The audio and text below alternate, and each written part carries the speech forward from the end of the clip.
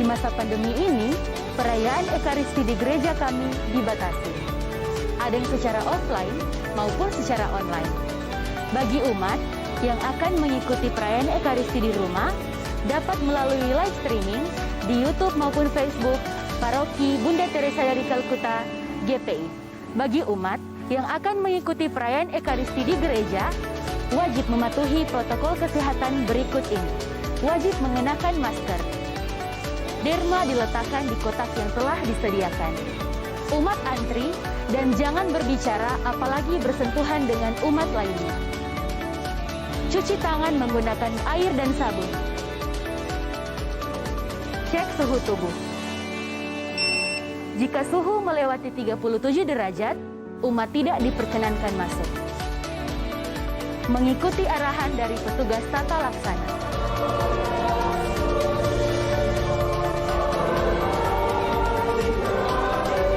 Selama perayaan Ekaristi, umat tetap mengenakan masker dan menjaga jarak dengan umat lainnya. Setelah perayaan Ekaristi, umat segera pulang dan jangan berkerumun. Paroki Bunda Teresa dari Kalkuta Gria Paniki Indah selalu memberikan yang terbaik untuk umat sekalian.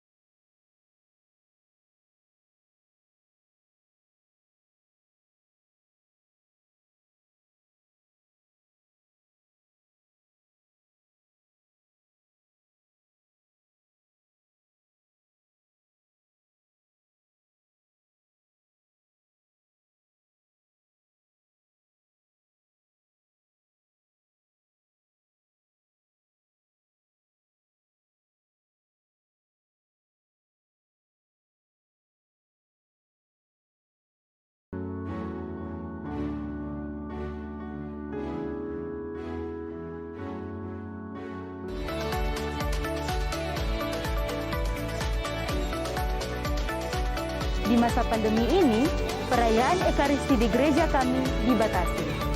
Ada yang secara offline maupun secara online. Bagi umat yang akan mengikuti perayaan Ekaristi di rumah, dapat melalui live streaming di YouTube maupun Facebook Paroki Bunda Teresa dari Kalkuta, GPI. Bagi umat yang akan mengikuti perayaan Ekaristi di gereja, wajib mematuhi protokol kesehatan berikut ini.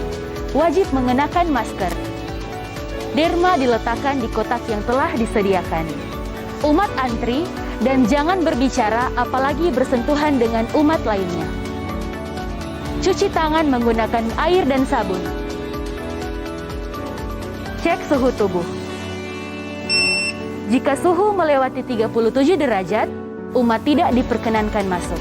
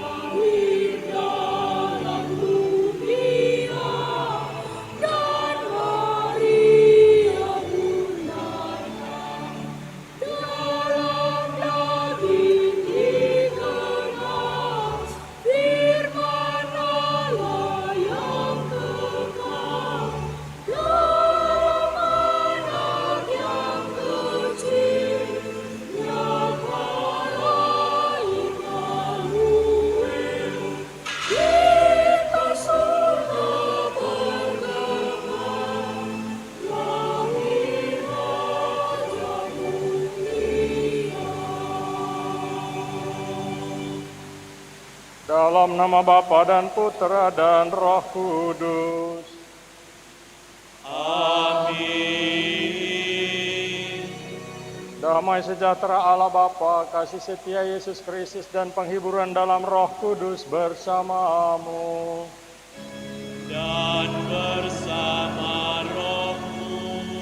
Saudara-saudari yang terkasih, khususnya adik-adik sekolah SD dan SMP, Tante Teresia dan Pak Kristi Paniki yang saya hormati. Dari lubuk hati terdalam saya ucapkan selamat Natal kepada semua. Selamat Tahun Baru.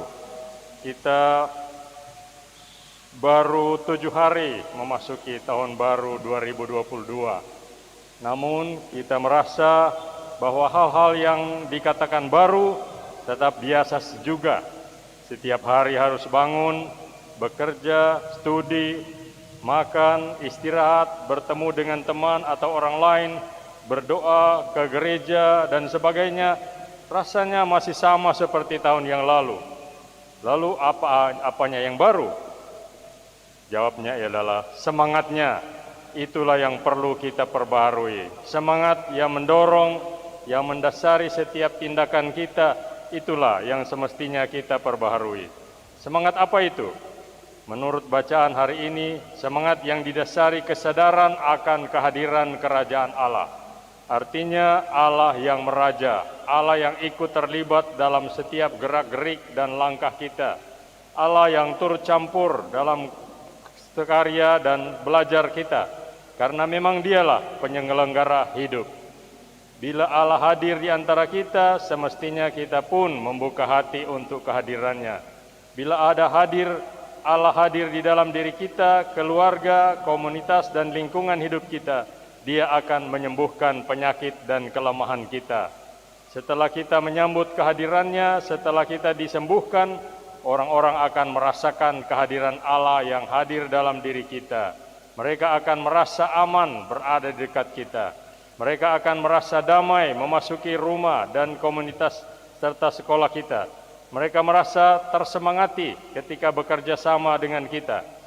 Bila Allah hadir dan tinggal dalam diri kita, orang-orang yang ada di dekat kita akan merasakan anugerah yang kita terima juga. Maka yang kita terima dengan cuma-cuma, hendaknya juga kita berikan dengan cuma-cuma juga. Semakin kita murah hati, Allah akan menggunakan diri kita sebagai sarana dan penyalur rahmat-Nya. marilah dalam Ekaristi ini kita berdoa juga untuk Suster Christine Beriditi SYMY yang berulang tahun ke-48 dan Ibu Modi Wohon yang berulang tahun ke-58.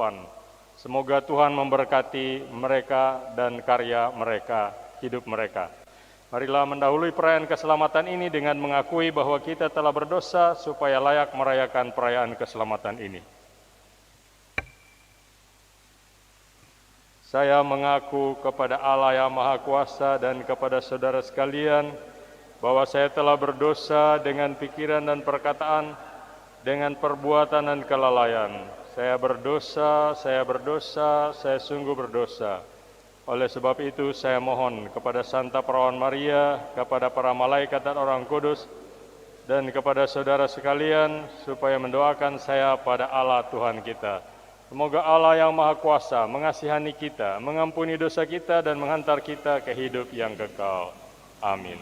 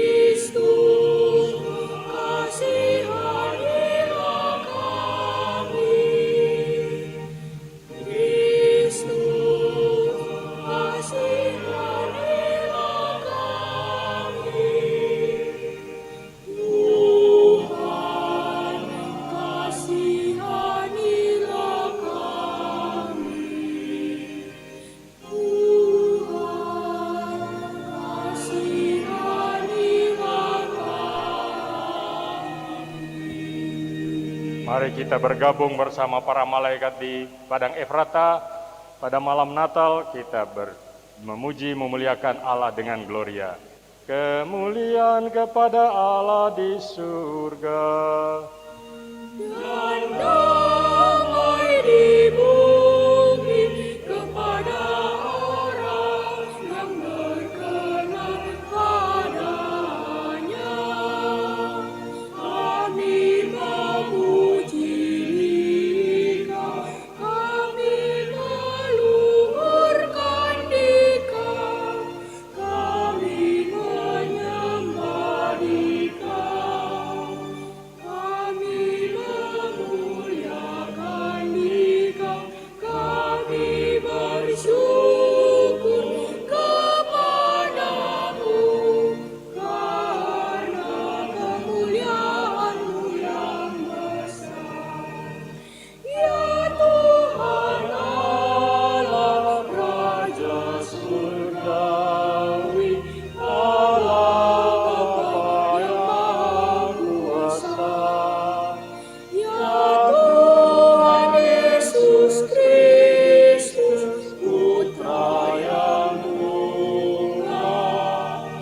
Ya Tuhan Allah, Anak Domba Allah, Putra Bapa. Engkau yang menghapus dosa dunia, kasihanilah kami. Engkau yang menghapus dosa dunia, kabulkanlah doa kami.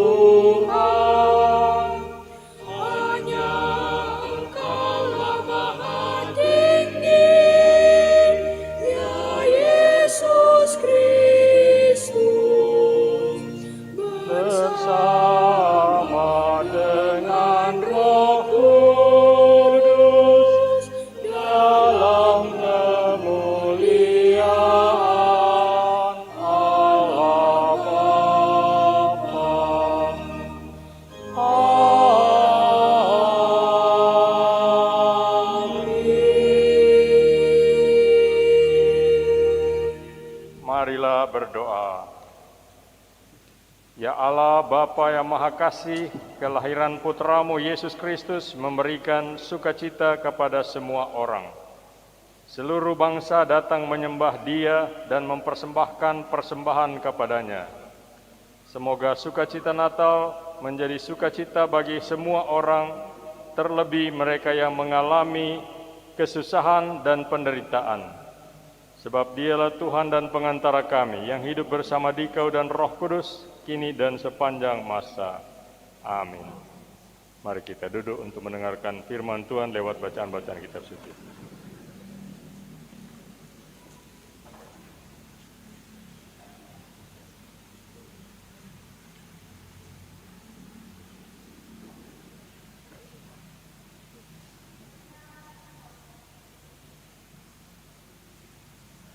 Kesaksian tentang Anak Allah.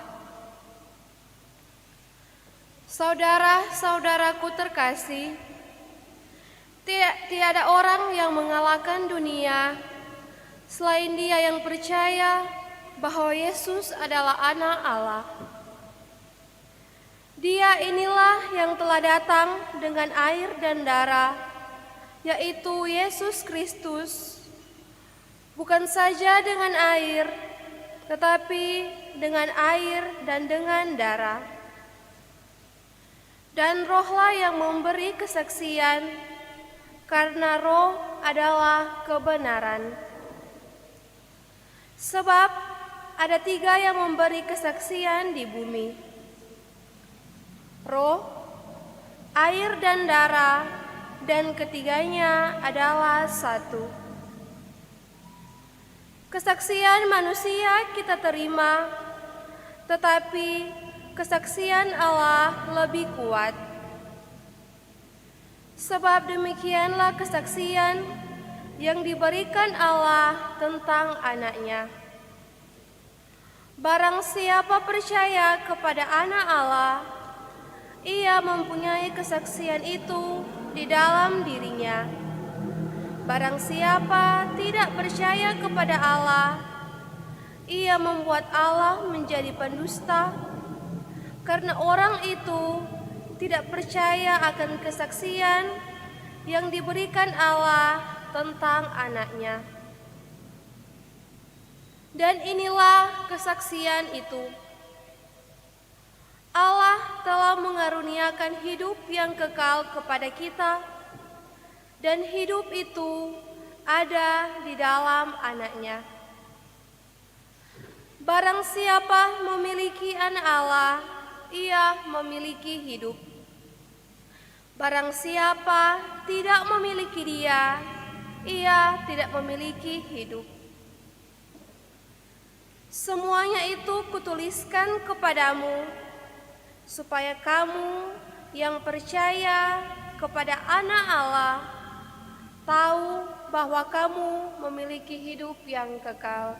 Demikianlah sabda Tuhan.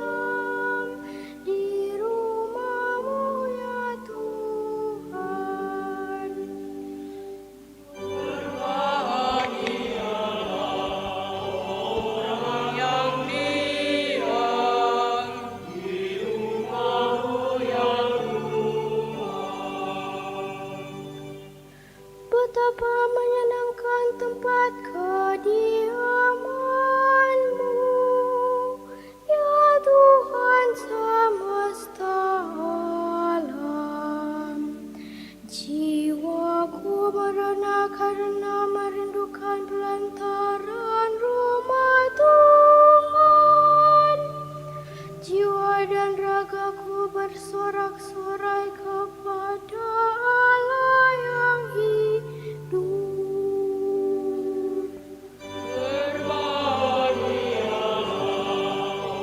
Orang yang diam di rumah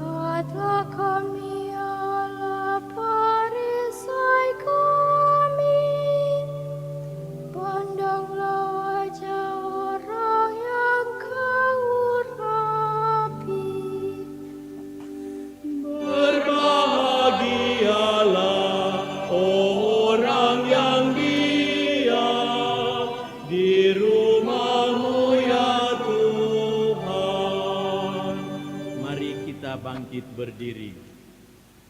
Haleluya, haleluya, haleluya.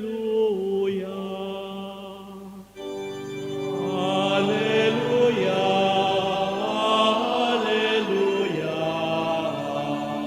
haleluya. Yesus memberitakan Injil Kerajaan Allah serta melenyapkan segala penyakit dan kelemahan. Haleluya, haleluya, haleluya.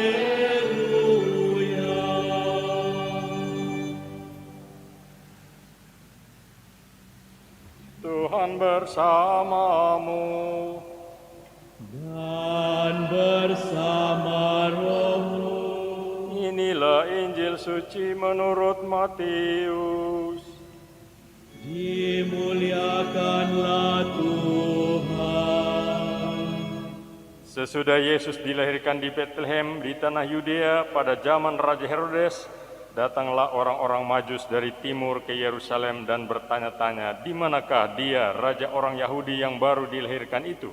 Kami telah melihat bintangnya di timur dan kami datang untuk menyembah dia." Ketika Raja Herodes mendengar hal itu, terkejutlah ia beserta seluruh Yerusalem. Maka dikumpulkannya semua imam kepala dan ahli Taurat bangsa Yahudi, lalu dimintanya keterangan dari mereka di mana Mesias akan dilahirkan. Mereka berkata kepadanya, "Di Bethlehem, di tanah Yudea, karena demikianlah ada tertulis dalam kitab Nabi, dan engkau Bethlehem, tanah Yehuda, engkau sekali-kali bukanlah yang terkecil di antara mereka yang memerintah Yehuda, karena daripadamulah akan bangkit seorang pemimpin yang akan menggembalakan umatku Israel." Lalu dengan diam-diam Herodes memanggil orang-orang Majus itu dan dengan teliti bertanya kepada mereka bila mana bintang itu nampak.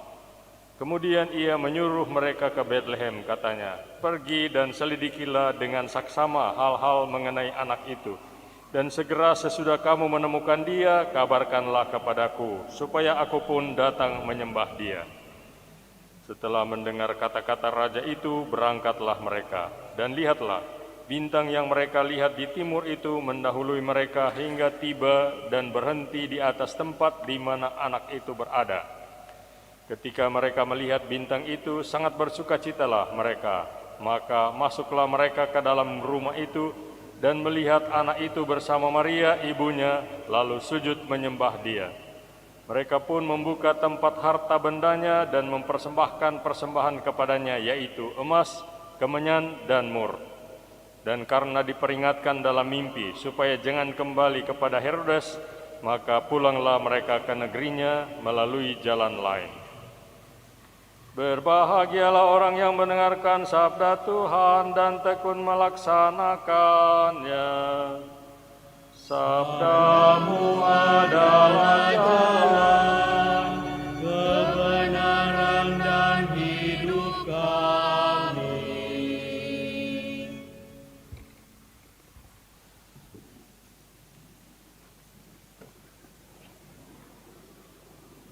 Saudara-saudari yang terkasih dalam Kristus, masih adakah arti Natal bagi kita? Kalau saya diminta menjawab pertanyaan ini, maka jawab saya, ya pasti ada. Buktinya, kita pada awal tahun pelajaran ini, tahun baru ini, kita datang kumpul-kumpul untuk merayakan Natal. Tetapi lebih dalam mungkin yang dimaksud adalah apakah arti Natal yang sesungguhnya itu masih punya arti bagi kita? Kalau itu pertanyaannya, maka jawaban saya adalah tergantung. Masih adakah arti Natal dan Tahun Baru bagi kita? Tergantung kepada apakah Yesus masih mempunyai arti bagi kita. Kalau Yesus tidak lagi punya arti, dampak, implikasi dan konsekuensi yang real dalam kehidupan kita, Natal, betapapun kusuknya upacaranya, tidak akan punya arti lagi bagi kita. Jadi pertanyaannya sekarang ialah, apakah Yesus masih punya arti bagi Anda dan saya. Kelahirannya, kehidupannya, kematiannya, juga kebangkitannya. Dalam Yesaya pasal 9 ayat 5 kita membaca nubuat Nabi demikian. Sebab seorang anak telah lahir untuk kita, seorang putra telah diberikan untuk kita. Lambang pemerintahan ada di atas bahunya dan namanya disebutkan orang penasihat ajaib, Allah yang perkasa, Bapa yang kekal, Raja damai. Mesias yang lahir itu disebut sebagai penasihat ajaib. Dalam kitab suci bahasa Inggris yang saya punya disebut bukan penasihat ajaib, tapi Wonderful Counselor. Bahasa Jermannya Wunderbar. Karena itu mungkin lebih tepat bila diterjemahkan dengan mempesona, wunderbar, wonderful, daripada ajaib. Tetapi apakah yang mempesona dari seorang anak tukang kayu, lahir di kandang binatang, dibesarkan di desa miskin yang jauh dari ibu kota, bekerja pun tidak genap 3 tahun, mati dalam usia muda, disalib di antara 2 penjahat dan ditinggalkan oleh murid-murid serta para sahabatnya? Apa yang mempesona dari orang seperti ini? Mungkin kalau kita berada di Golgota waktu itu, maka komentar yang paling tepat untuk diucapkan adalah habis, tamat, riwayatmu Yesus sudah berakhir. Di sini, sekarang, untuk selama-lamanya. Betul? Ternyata tidak. Kalau Anda mau tahu apa yang paling mempesona tentang Yesus, maka hal itu adalah ketika semua orang berpikir bahwa riwayat hidup Yesus sudah tamat, ternyata tidak. Apa yang mempesona itu ternyata justru baru mulai. Sepanjang sejarah kekristenan, banyak orang yang berpikir telah berhasil menamatkan riwayat Yesus, yaitu dengan memenjarakan sebanyak mungkin orang Kristen, pengikut dia. Saulus sebelum menjadi Paulus berpikir begitu. Pemimpin-pemimpin agama Yahudi dengan menteror, memfitnah, mempersulit orang-orang Kristen beribadah, berpikir seperti itu. Kaisar-kaisar Roma, Nero, Caligula, Domitianus juga berpikir demikian. Ternyata tidak, belum tamat, tidak tamat.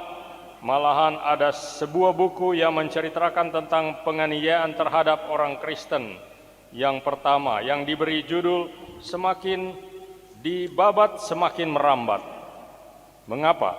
Karena Yesus punya arti bagi mereka. Saya ingin mengajak Anda untuk menguji lebih lanjut pesona Yesus itu dengan memakai tolok ukur yang biasa kita pakai jika kita mau mengukur kebesaran dan kehebatan seseorang. Pertama, seseorang itu kita anggap hebat dan mempesona jika ia meninggalkan buku-buku atau gagasan yang terus-menerus dikaji orang, sekalipun yang bersangkutan telah lama mati. Plato, Aristoteles, Konfusius, Ronggo Warsito, Darwin, Toynbee, Marx. Bagaimana dengan Yesus? Yesus tidak pernah menulis apa-apa. Kitab suci menceritakan Yesus pernah menulis di tanah, yang saya yakin segera lenyap dalam sekejap disapu angin atau diinjak-injak orang. Dan toh apa? Dan toh ia meski Yesus tidak pernah menulis buku, tetapi di dunia ini entah berapa juta buku yang pernah ditulis orang tentang dia. Mengapa? Karena Yesus punya arti. Seseorang juga kita anggap hebat kalau ia mewariskan karya seni atau lukisan atau arsitektur yang abadi. Beethoven, Mozart, Leonardo da Vinci, Raden Saleh, Cornel Simanjuntak, Van Gogh, Picasso, Salvador Dali, Le Corbusier. Yesus tidak. Ia tidak melukis, tidak menggubah lagu, tidak merancang bangunan. Dan toh entah berapa banyak lukisan, patung, lagu, dan arsitektur yang telah diinspirasi oleh Yesus dan dipersembahkan bagi Yesus. Mengapa? Karena Yesus punya arti. Apalagi, oh ya, seseorang dianggap hebat dan mempesona karena dia kaya luar biasa. Rockefeller, Ford, Ciputra, G. Soros, Lim Siu Leong. Yesus tidak. Ia lahir sebagai orang miskin, hidup sebagai orang miskin, dan mati sebagai orang miskin. Ia pernah mengatakan, serigala mempunyai liang, burung mempunyai sarang, tetapi anak manusia tidak mempunyai tempat untuk membaringkan kepalanya. Tetapi apa yang mempesona mengenai Yesus, yaitu bahwa orang yang tidak punya deposito 1 sen pun ini diakui sebagai pemilik sejati dari entah berapa banyak katedral, gedung gereja, rumah sakit, sekolah, universitas, dan lain-lain di seluruh penjuru dunia. Mengapa? Karena Yesus punya arti. Ada lagi, seseorang dianggap hebat kalau ia berhasil mengorganisir atau menghimpun kekuatan, mengerahkan massa. Misalnya Alexander Agung, Napoleon, Montgomery, Soekarno, Sudirman, Hannibal, Mao Zedong. Yesus tidak. Waktu ia mati, ia hanya punya 12 orang murid dan beberapa sahabat. Itu pun semua kocar-kacir. Tetapi toh orang yang mati sendirian, orang yang tak pernah pergi lebih jauh dari 60 km dari tapal batas negerinya itu, sekarang mempunyai ratusan juta bahkan miliar. Orang Katolik saja sudah 1,2 miliar pengikut yang bersedia hidup dan mati untuk dia. Mengapa? Karena Yesus punya arti. Dan tentang hal yang lebih hakiki, esensial dari Yesus, misalnya perkataan-perkataannya. Dalam Yohanes 6:63, Yesus berkata, "Perkataan-perkataan yang kukatakan kepadamu adalah roh dan hidup." Artinya, bukan omong kosong, bukan gombal, tetapi berbobot hidup. Itu sebabnya dalam Yohanes 7:46 kita membaca komentar para pendengarnya yang mengatakan, "Belum pernah seorang manusia berkata seperti orang itu." Mereka heran, takjub, terpesona. Yesus berbicara dengan penuh otoritas, tetapi tidak otoriter seperti kebanyakan pemimpin sekarang. Padahal Yesus ini bukan sarjana. Dalam Yohanes 7 pasal 7 ayat 15, orang-orang berkata, "Bagaimanakah orang ini mempunyai pengetahuan demikian tanpa belajar?" Yang dimiliki Yesus memang bukan sains, tetapi ilmu pengetahuan yang sejati, yaitu kearifan. Ini tidak dapat dipelajari di perguruan tinggi. Kearifan hidup hanya dimiliki oleh orang yang mempunyai pengetahuan yang sedalam-dalamnya tentang Allah dan pengetahuan yang sepenuh-penuhnya tentang manusia. Itulah Yesus. Anda lihat apa hasilnya? Kata-katanya begitu sederhana sehingga orang yang tidak terpelajar pun dapat menangkapnya dengan mudah. Garam, terang, ragi, biji sesawi. Tetapi sekaligus juga begitu berbobot dan mendalam sehingga sampai sekarang para cerdik cendekia tak pernah habis-habis mempelajarinya. Oh, Yesus mempunyai yang mempesona. Bukan hanya perkataannya, tetapi juga seluruh hidupnya. Semua yang pernah dikerjakannya. Di sini yang saya maksudkan bukan hanya mukjizat-mukjizat yang pernah ia lakukan, melainkan pengaruhnya terhadap kehidupan, peradaban, dan kebudayaan manusia, terhadap seluruh sejarah dunia ini. Begitu Yesus lahir, sejarah terbagi dua, sebelum Kristus dan sesudah Kristus. Kita hidup tahun 2022, itu adalah tahun Masehi, berarti Kristus. Dan sebelumnya SM sebelum Masehi berarti tahun sebelum Kristus. Banyak orang tidak mau mengakui arti dan pengaruh Yesus terhadap kehidupan serta peradaban manusia. Orang-orang dengan sinis berkata, dengan atau tanpa Yesus, ada Natal, Tahun Baru atau tidak, dunia ini toh sama saja. Tidak sama saja. Henry van Dusen pernah menulis sebuah buku yang menceritakan pengalamannya sebagai seorang misionaris yang bekerja di negeri-negeri yang jauh. Buku itu bercerita betapa berbedanya kehidupan di sebuah desa atau negeri yang orang-orangnya telah mengenal Kristus dan di tempat di mana orang sama sekali belum mengenal Kristus. Yesus mempunyai arti. James Russell Lowell malah lebih jauh lagi. Ia pernah menulis begini, "Tunjukkan kepadaku sebuah wilayah di muka bumi ini cukup 60 km persegi saja, di mana hak-hak dan kehormatan wanita dihormati, di mana nilai-nilai keadilan dan kasih dijunjung tinggi, dan di daerah itu Kristus belum dikenal. maka saya bersedia meninggalkan iman Kristianiku. Memang agak sesumbar, tetapi maksudnya jelas. Yesus punya arti. Ia punya dampak yang besar dan mendasar bagi kehidupan manusia. Tetapi saya tahu itu baru secara objektif, artinya dari sudut pandang di luar diri kita sendiri. Yang lebih penting bagi kita adalah apakah bagi kita, bagi Anda, bagi saya, secara pribadi, Yesus itu punya arti. Nah, kalau mengenai hal itu saya tidak bisa menjawabnya. Kita masing-masing yang harus menjawabnya secara pribadi. Tetapi jelaslah bahwa Anda tidak salah. Anda bukan minoritas bila Anda memilih Yesus. Secara faktual, bagi dunia ini, bagi ratusan juta orang, 1 miliar lebih, Yesus punya arti dan dampak yang luar biasa. Namun ada catatan saya, kalau pesona Yesus itu saya umpamakan sebagai permata, maka permata itu memang masih terbungkus oleh tanah yang kotor, yang kita lihat dengan mata telanjang kita masih bungkusnya yang kotor, yang hina, yang kecil, yang lemah, dan tidak menarik itu. Ibarat uang puluhan juta dibungkus koran, yang kelihatannya korannya. Natal juga begitu. Yang kelihatan adalah bayi yang lemah, Yusuf dan Maria yang amat sederhana, kandang yang kotor, palungan yang hina, kain lampin sepotong. Tetapi mengapa para gembala dan orang-orang Majus dari jauh mau datang untuk menyembah Dia? Karena mereka berhasil melihat permata di balik tanah yang kotor itu. Mereka melihat tangan Allah yang terulur menawarkan keselamatan, yang tidak dapat diberikan oleh orang lain kecuali oleh Allah sendiri. Mereka melihat tangan Allah yang terulur menawarkan alternatif bagi kehidupan mereka.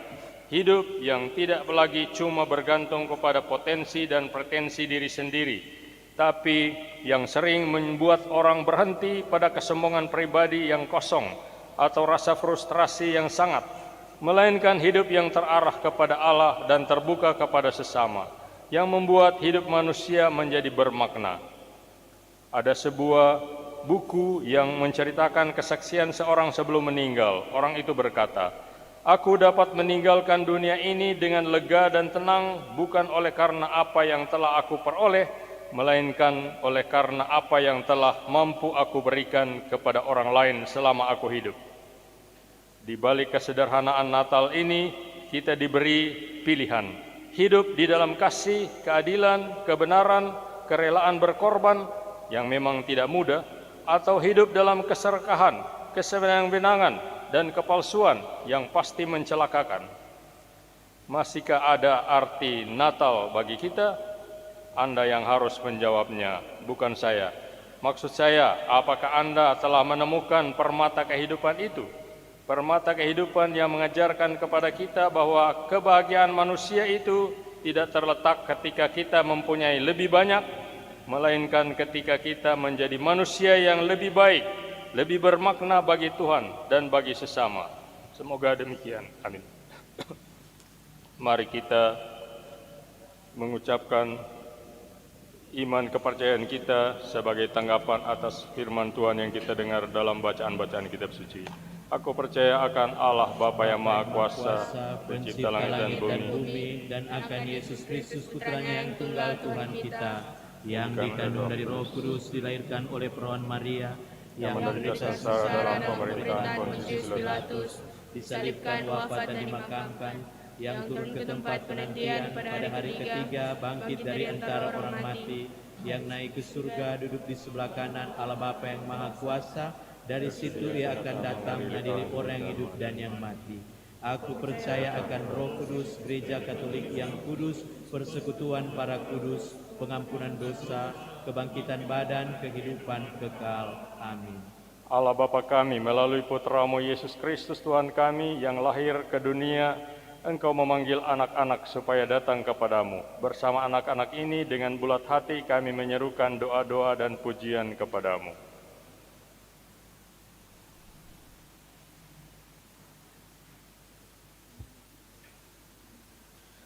Kami berdoa untuk gereja-Mu yang satu, kudus, katolik, dan apostolik.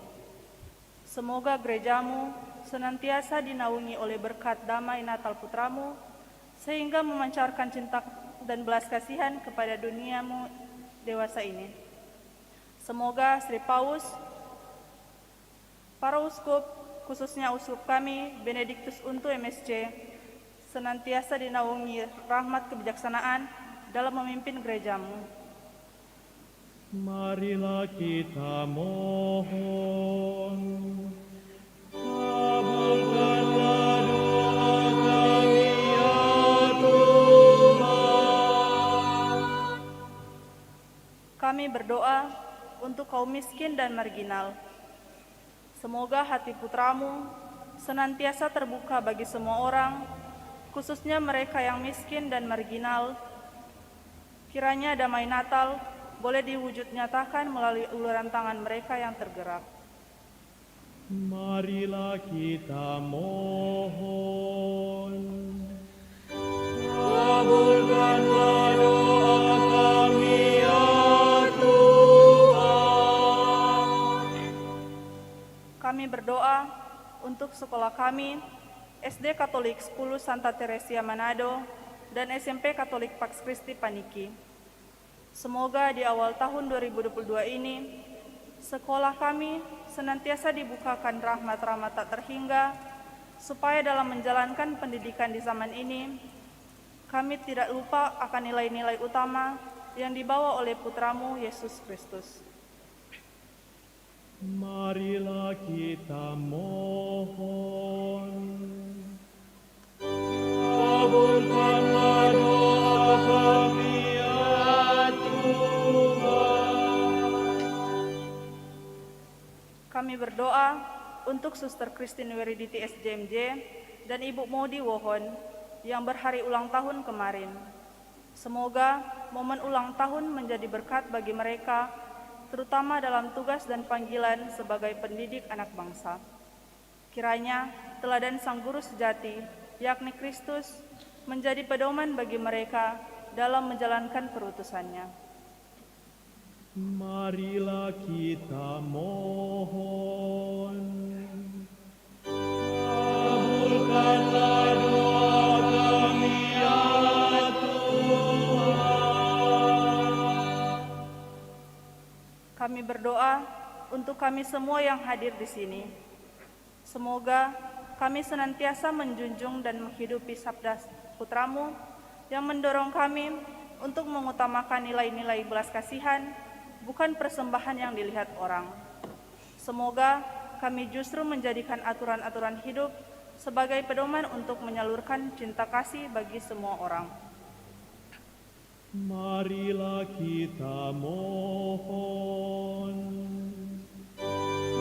Kabulkanlah doa kami ya Tuhan. Bersama Diksana dan Shaun Hedemans, kita bersyukur kepada Tuhan atas berkat dan penyertaan-Nya selama tahun 2021, dan kiranya Tuhan mendampingi di tahun yang baru. Semoga Tuhan senantiasa menganugerahkan kesehatan tubuh, jiwa, dan roh yang tetap dan ketekunan dalam belajar. Marilah kita mohon. Kabulkanlah doa kami ya Tuhan. Ya Bapa, inilah doa-doa dan permohonan yang kami sampaikan kepadamu. Terimalah segala niat baik kami demi Kristus Sang Allah yang menjadi manusia. Dialah Tuhan dan pengantara kami. Amin.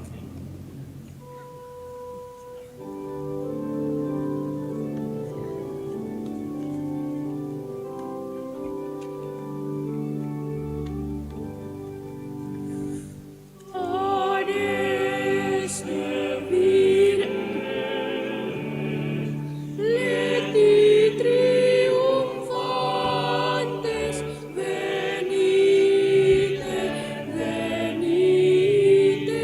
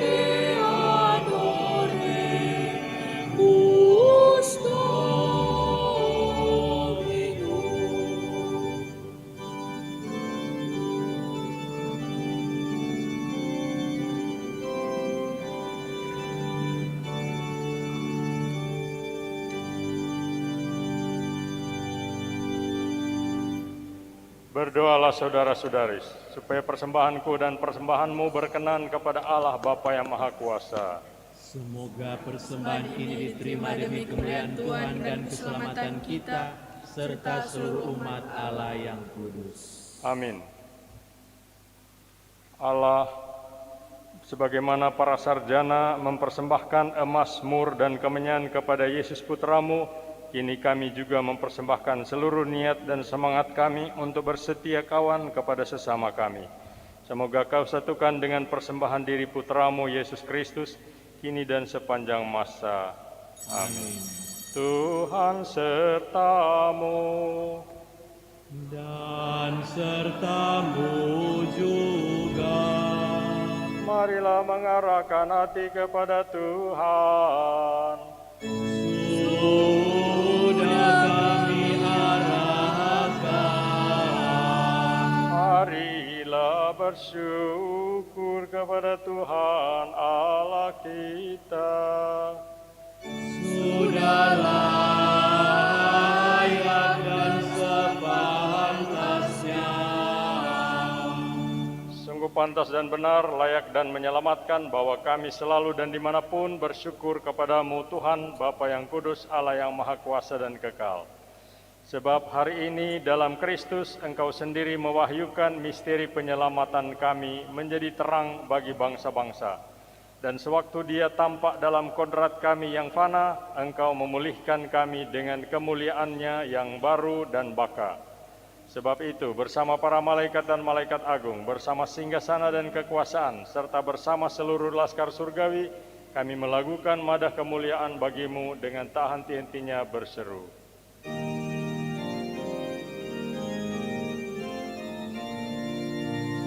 Kudus, kudus, kuduslah Tuhan, Allah segala kuasa.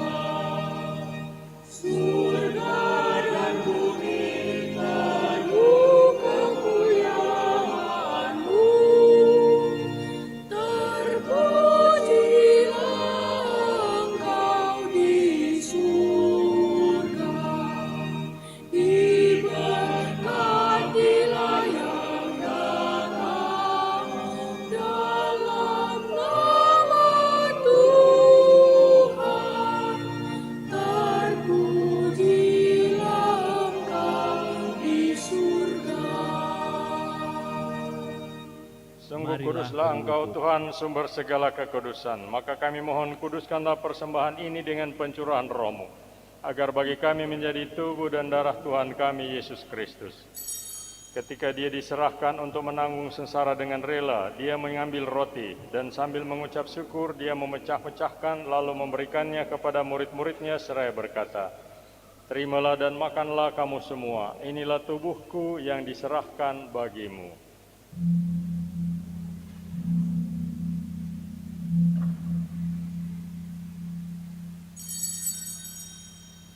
Demikian pula sesudah perjamuan Dia mengambil piala. Sekali lagi Dia mengucap syukur kepadamu, memberikannya kepada murid-muridnya seraya berkata, "Terimalah dan minumlah kamu semua, inilah piala darahku, darah perjanjian baru dan kekal, yang ditumpahkan bagimu dan bagi semua orang demi pengampunan dosa.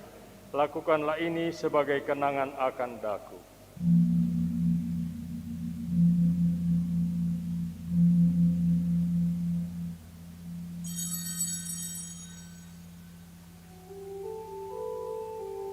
Marilah mewartakan misteri iman kita. Setiap kali kami makan roti ini dan minum dari piala ini, wafat-Mu Tuhan kami wartakan hingga Engkau datang. Sambil mengenangkan wafat dan kebangkitan Kristus, kami mempersembahkan kepadamu Bapa roti kehidupan dan piala keselamatan. Kami bersyukur sebab kami Engkau anggap layak menghadap Engkau dan berbakti kepadamu.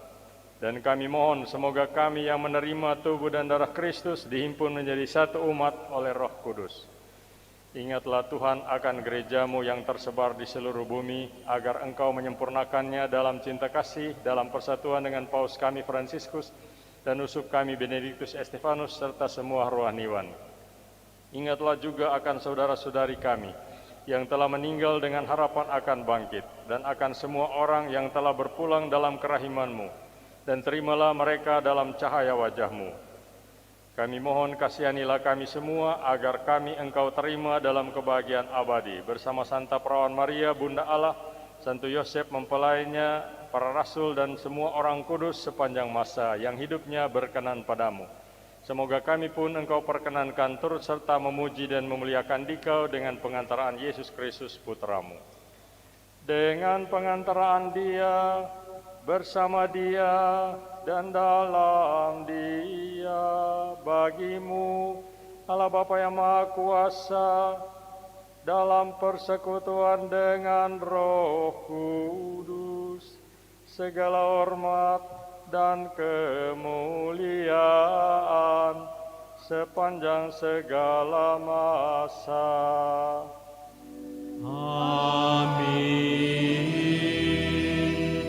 Atas petunjuk penyelamat kita dan menurut ajaran ilahi, maka beranilah kita berdoa. Bapa kami yang ada di surga, dimuliakanlah nama-Mu, datanglah kerajaan-Mu, jadilah kehendak-Mu di atas bumi seperti di dalam surga. Berilah kami rezeki pada hari ini, dan ampunilah kesalahan kami, seperti kami pun mengampuni yang bersalah kepada kami. Dan janganlah masukkan kami ke dalam pencobaan, tetapi bebaskanlah kami dari yang jahat. Tuhan, kami mohon, bebaskanlah kami dari segala yang jahat. Sudilah memberi damai sepanjang hidup kami, supaya kami yang telah dikuatkan oleh kelimpahan belas kasih-Mu selalu bebas dari dosa dan dijauhkan dari segala gangguan, sambil menantikan harapan yang membahagiakan dan kedatangan penyelamat kami, Yesus Kristus. Sebab Engkaulah Raja yang mulia dan berkuasa untuk selama-lamanya. Tuhan Yesus Kristus, Engkau telah bersabda kepada para rasul-Mu, damai-Ku kutinggalkan bagimu, damai-Ku kuberikan kepadamu. Janganlah memperhitungkan dosa kami, tetapi perhatikanlah iman gereja-Mu, dan berilah kami damai dan kesatuan sesuai dengan kehendak-Mu. Engkau yang hidup dan meraja sepanjang segala masa. Amin. Semoga damai Tuhan selalu bersamamu. Dan bersama rohmu.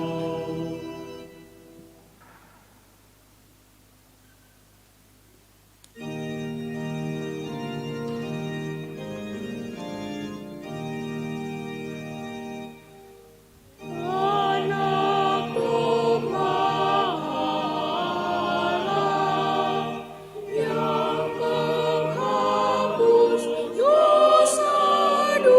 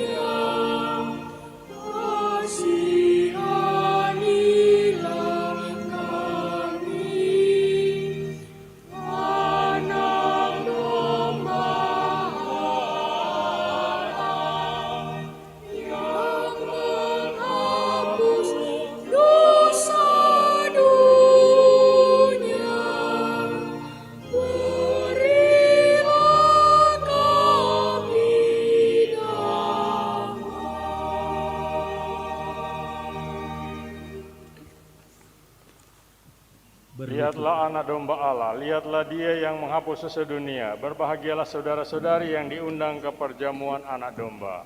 Tuhan, saya tidak pantas Engkau datang pada saya, tetapi bersabdalah saja, maka saya akan sembuh.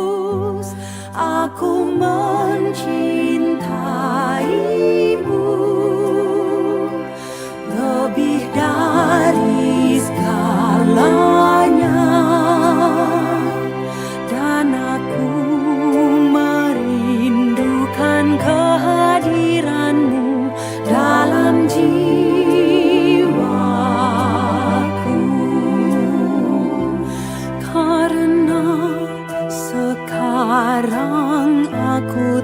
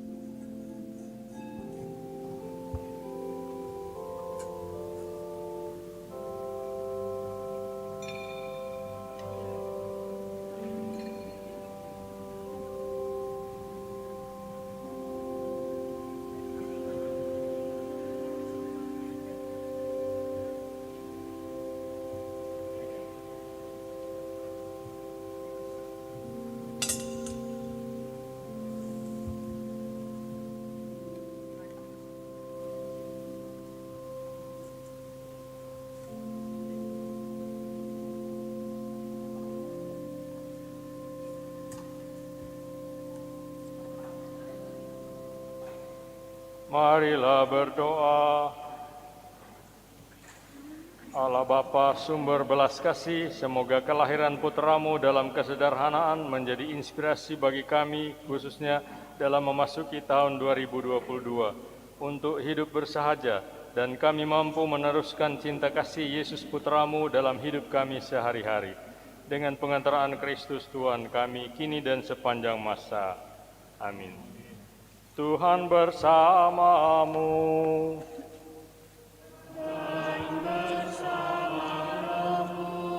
Saudara sekalian, diberkati, dihibur, diteguhkan, dan diutus oleh Allah yang Maha Kuasa, Bapa dan Putra dan Roh Kudus. Amin. Marilah pulang sambil membawa damai Tuhan.